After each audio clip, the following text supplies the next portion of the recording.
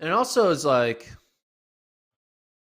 I mean, this is going to go back to the take I had during the marathon project back in Arizona in end of 2020. Just visually seeing no Americans in the conversation of the actual of like the 204s, the 205s, 203s, 202s, even 206s. Mhm. It's just Juan Galen, right? No Yeah, 207s. yeah. It just Yeah. what what is America not doing right that we can't have a handful of like five guys in the 206 or faster? Like Mhm. we're able to have a handful of guys in the sprints, a handful of guys in the 800s, in the mile when it comes down to it, because you can qualify two guys to a world final. But like we're seeing a bunch of like 211s and 212s, and I get it. Not all these people are like destined to be all-time greats Mhm. at the world level. So like don't hold that against them. Like they're just good because they're hitting their ability. But US is one of the best, you know, systems for running in the world, right? We have the NCAA Mhm. system. People come from other countries to come train here in their 18 to 22 years. And Mhm. yet for some reason the marathon just hasn't clicked. And I it's just frustrating. You want us you I mean, maybe I'm being biased, but it's just you're seeing it happen on the women's side, right? You see, Yeah, I mean, yeah. not 100%. There's still a little bit of separation between some of the top East Africans and Americans, but you know, we can look at the American women and be like, yeah, I feel like I could come up with 5 to 6 names that I would Yeah, bet on breaking running 220 or faster in the next 5 years. Or yeah, just like yeah. that we could argue would win a major. Whereas there's Sure. only one American who can win a major on the men's side. But I could think of Yeah. 6 that could win a major on the women's side. Yeah, and you go back even farther, okay, you extend it to Meb. So then you have Meb and Rupp on one side of it, and then the women's side, you can come up with a long list, Yeah. right? Going back to, of people who were in contention, maybe not even necessarily one, but people who were in the mix and were running fast times. So yeah, I hear you. It's a men's issue. Women are and have been knocking it out of the park in the United States for several years now. It's just that the depth on the men's side. You could get into a pretty big debate with someone about who the second best American men's marathoner is right now. I bet you ask 10 people, you'd get at least 5 or 6 different responses of who number 2 is right now. No one has stepped up and filled that mantle. Yeah. And for that So what do you reason, think it's like why would Rupp stop?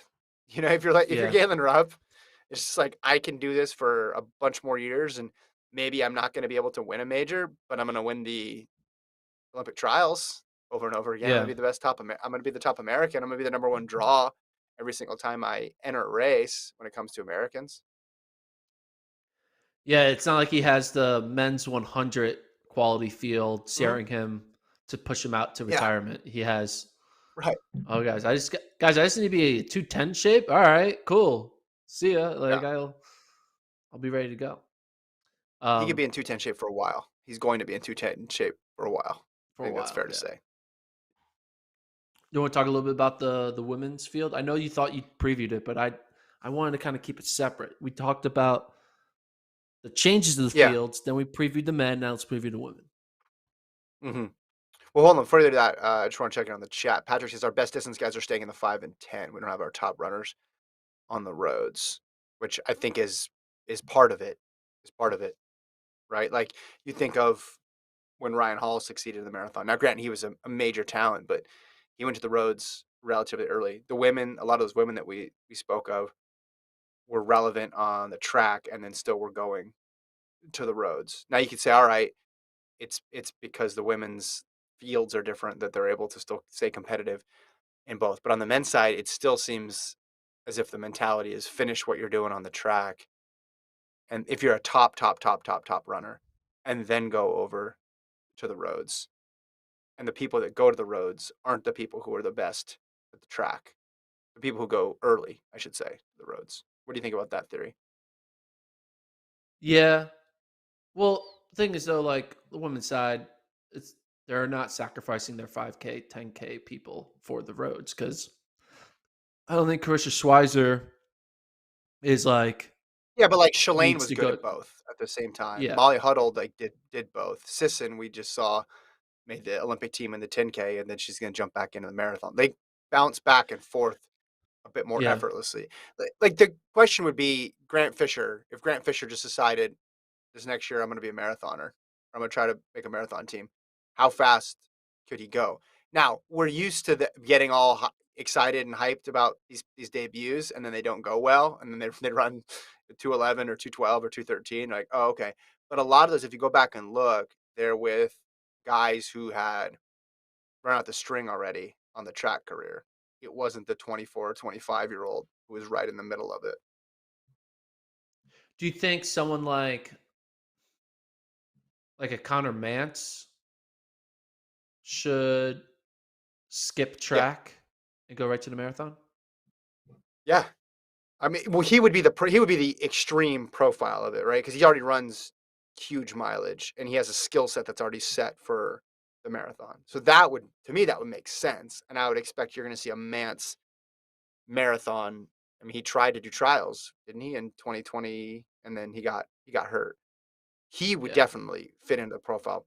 But I'm talking about even guys who are still international caliber in the 10K going and doing it because that's what these guys are, right? These guys that are running 203, 204, they just happen to, if they weren't in Kenya and Ethiopia, they'd be making teams. They could make teams in 10Ks and 5Ks as well too. Problem is they're 50th in line when it comes to the 5 and 10 in their own country. So yeah, we don't see them on the track. And then all the money and all the financial incentives are on the roads. But it seems like the women you get a better there if you just create one big bucket of distance runner and you don't discriminate based on 5, 10, and all that other stuff, you say five everything 5K up, you get the more credentialed athletes moving up or at least trying it when they're still in their prime versus the men. yeah. I guess like you'd probably want to see like a Joe Klecker do it early, like Mhm. the Bowerman guys. I don't think Woody Kincaid is a high mileage guy. Maybe he is. I don't know. Maybe because he's always Yeah, and hurt. it So wouldn't I work. was always thinking he Yeah, wasn't running much, but it doesn't work for everyone. and here's the thing: it doesn't work for everyone, and a lot of them it wouldn't work out at all. And the difference between if you just say, let's just make a benchmark of I don't know, like sub 28, right, for 10K. So, and you had every U.S. person. Well, let's just bump it up, make it even more inclusive. Sub 28:30. They all ran a marathon just to test, just to see how good they were. Well, the bench is a lot deeper in these other countries, so they could absorb a bunch of people flaming out and not making it. Versus the United States is when you drop down and get faster and faster and faster. Like you get into the okay, well, if we want all of our sub 28 guys to run a marathon, well, Yeah. if it doesn't work out for half of them, it's a small number. It's a much smaller number than Kenya and Ethiopia.